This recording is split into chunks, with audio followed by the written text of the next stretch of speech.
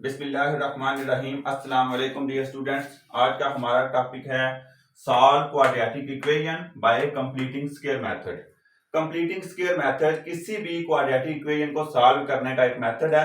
इसके अलावा फैक्टराइजेशन और क्वाड्रेटिक फार्मूला से भी सॉल्व किया जा सकता है क्वाड्रेटिक इक्वेशन को। इंतहाई इंपॉर्टेंट जो टॉपिक है ये कंप्लीटिंग स्क्वायर मेथड, जो ओपन यूनिवर्सिटी के स्टूडेंट्स हैं उनके लिए भी इंतहाई अहम लॉन्ग क्वेश्चन आता है। ओवरऑल सब क्लासेस के लिए कंप्लीटिंग स्क्वायर मेथड है क्या। कोई भी आपको क्वाड्रेटिक इक्वेशन दी हो, मैंने एक क्वाड्रेटिक इक्वेशन लिखी है 2x² + 6x + 8 = 0। ये क्वाड्रेटिक इक्वेशन है। कैसे पता चलेगा? क्योंकि जो वेरिएबल है इसकी हाईएस्ट पावर कितनी है, जो एक्सपोनेंट है वो है 2। समझ आ गई? यहाँ पे एक्सपोनेंट ये जो है वो क्वाड्रेटिक इक्वेशन है। याद रखें कंप्लीटिंग स्क्वायर मेथड में आपने 2-3 स्टेप याद रखने हैं जो मैं आपको बताऊंगा। इंशाल्लाह किसी किस्म का भी क्वेश्चन हो आपको इशू नहीं होगा, बिल्कुल इजीली आप उसको सॉल्व कर लेंगे। और क्वाड्रेटिक इक्वेशन में जैसे बात है, अगर वो x वेरिएबल आ रहा है तो x के आंसर आते हैं, अगर y आ रहा है जो भी वेरिएबल उसमें यूज हो रहा है आखिर में उसका सोल्यूशन आ जाता है। 2x² + 6x + 8 = 0 है। सबसे पहला काम जो आपने करना है कंप्लीटिंग स्क्वायर मेथड में वो ये है कि कांस्टेंट को इक्वल के दूसरी तरफ लेके जाना है। मैं दोबारा रिपीट कर रहा हूं, सबसे पहला मेथड कांस्टेंट को इक्वल के दूसरी तरफ लेके जाना है। तो कांस्टेंट क्या है? +8 है, तो इक्वल के दूसरी तरफ जाएगा तो -8 हो जाएगा। ये बात ठीक है, क्योंकि इक्वल के दूसरी तरफ जाते हैं तो साइन क्या हो जाता है? चेंज हो जाता है। अगर इधर प्लस हो रहा होगा तो उधर माइनस होगा, अगर इधर माइनस हो रहा होता तो उधर जाके प्लस हो जाता। तो पहला स्टेप तो हमने ये लिखा। ये बात समझ आ गई? कोई भी आपके पास क्वाड्रेटिक इक्वेशन हो, अगर उसका कांस्टेंट इक्वल के दूसरी तरफ नहीं है तो आपने सबसे पहले उसको दूसरी तरफ लेके जाना है। अगर वो है तो ये स्टेप आपको करने की जरूरत नहीं पड़ेगी।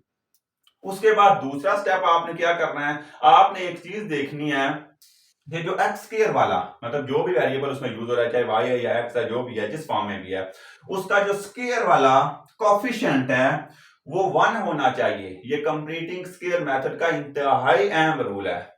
इसको अगर आप फॉलो नहीं करेंगे तो आपका जो आंसर है वो ठीक नहीं आएगा। याद रखें x² के साथ हमेशा 1 होना चाहिए जो कोफिशिएंट है इसका। ठीक हो गया?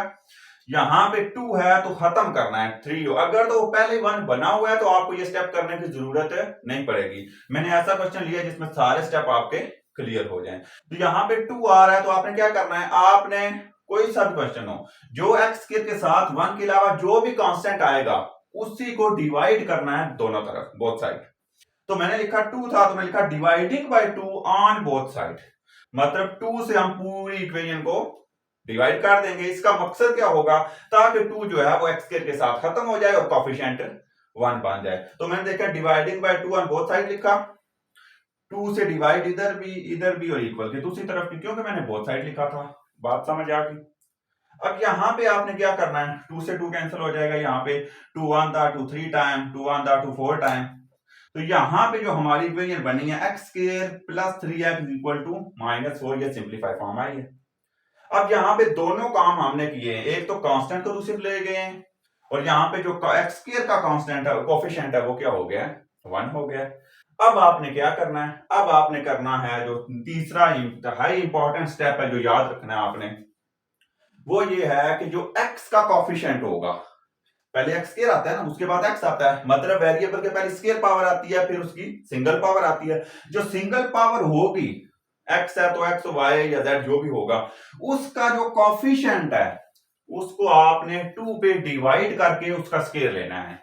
अगेन रिपीट कर रहा हूं, x के कोफिशिएंट को 2 पे डिवाइड करना है और उसका स्क्वायर लेना है। समझ आ गई? 2 पे डिवाइड कर लिया हमने 3 को, 3 डिवाइडेड बाय 2 होल स्क्वायर। ये फार्मूला समझ लें, ये मेन बात है। और अगर यहाँ पे आपके पास इस तरह का कोई आ जाए 1/3 आ जाए, फिर भी आपने 2 से डिवाइड ही करना है, वो आपने कंफ्यूज नहीं होना।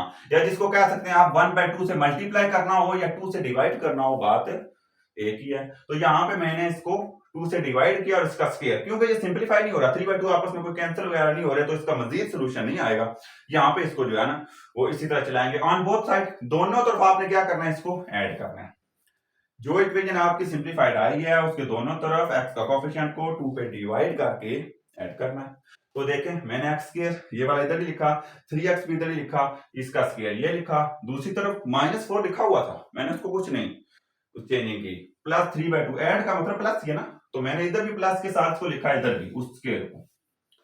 ये स्टेप करने के बाद जो आपकी लेफ्ट साइड होगी, लेफ्ट हैंड साइड इक्वेशन की, वो कंप्लीट हो जाएगी। कैसे कंप्लीट होगी? First term last term without square, क्योंकि होल स्क्वायर में कंप्लीट करेंगे ना, इसको छोड़ के लिखना है, एक्स स्क्वायर को नहीं लिखना, सिर्फ एक्स को लिखना है, स्क्वायर को छोड़ के 3/2 लिखना है, और साइन हमेशा सेंटर वाला जो दरमियान वाला है, जो एक्स वाला है, उसके सेम साइन यूज करना है। अगर प्लस है तो प्लस आएगा, माइनस है तो माइनस आएगा। ये बात समझ आ गई? पहली term last term without square, sine इसका सेंटर वाले का, और यहां पे जो है वो आपने क्या करना है, होल स्क्वायर में इसको लिखना है। और दूसरी तरफ आपने क्या करना है, सिंपल जो आपका जिस तरह भी सोल्यूशन हो सकता है, -4 इसका स्क्वायर ओपन करें, 3 का स्क्वायर 9 और 2 का 4 आ जाएगा। यहां पे इसको अगेन वो स्टेप लिखा और यहां पे सिंपलीफाई करके -7/4, ये पता है कैसे है -7/4, ये एलसीएम ले लेंगे 4, तो यहाँ पे -16 आएगा, 4 4 दा, और +9 आएगा, क्योंकि 4 4 सेम है तो 9 वाला, तो यहाँ पे -16 + 9, तो मैंने यहाँ पे लिखा -7/4 डायरेक्ट लिख दिया।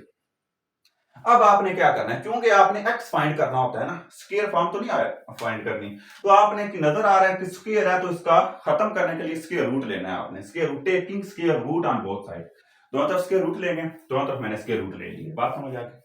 यहाँ पे ये स्क्वायर रूट और ये स्क्वायर रूट, स्क्वायर और स्क्वायर रूट कट जाएंगे, यहाँ पे जो है वो सिंपल आ जाएगा, ये प्लस माइनस आपको पता है स्क्वायर रूट की वजह से वो दोनों साइन आ जाते हैं। अब यहाँ पे -7 है, आपको पता है ये बात कि अगर स्क्वायर रूट के अंदर माइनस आ जाए तो उसका कोई सोल्यूशन नहीं होता जब तक हम उसको अयोटा इन्वॉल्व ना करें। तो हमने माइनस वो जो है इसकी जगह पे -1 अयोटा स्क्वायर होता है, तो हमने अयोटा स्क्वायर लिखा है, उसको बाहर निकाल के डायरेक्ट अयोटा लिख दिया है। ये स्टेप यहाँ पे ऐसे होना है, माइनस था तो मैं माइनस की जगह पे ये सेपरेट किया पहले ये, और फिर मैंने क्या किया, 7 -1 की जगह पे अयोटा स्क्वायर, 4 का तो स्क्वायर रूट 2 होता है, मैंने बाहर निकाल दिया, और ये स्टेप लिखा है अयोटा स्क्वायर, तो 7 ही बाहर आ सकता है और अयोटा बाहर आ सकता है, सिंपल, क्योंकि स्क्वायर खत्म हो जाएगा और 2 इधर, तो ये मैंने लिखा है। यहाँ पे आपने x को फाइंड करना होता है ना, लास्ट में जो वेरिएबल है उसको सेपरेट करने का क्या मेथड है, उसके साथ 3/2 क्या हो रहा है, प्लस हो रहा है, इक्वल के दूसरी तरफ लेके जाएंगे तो -3/2, और ये अपनी जगह कायम है। आगे इसका सोल्यूशन चाहे 2 एलसीएम लें या ना लें वो इतना फर्क नहीं पड़ता, तो यहां तक भी आंसर आपका ठीक है। उम्मीद है कि आपको ये लेक्चर आज का समझ आया होगा। फिर भी अगर किसी किस्म का कोई कंफ्यूजन है तो आपने कमेंट सेक्शन में जरूर पूछना है।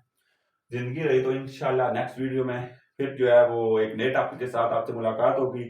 तो जाने से पहले एक रिक्वेस्ट करूंगा, जो मेरा चैनल है मैथमेटिक्स विद बाबर, इसको जरूर सब्सक्राइब करें, लाइक करें और शेयर करें, ताकि नई आने वाली वीडियो का जो नोटिफिकेशन है वो आपको मिल सके। तो ठीक है, ओके, अल्लाह हाफिज।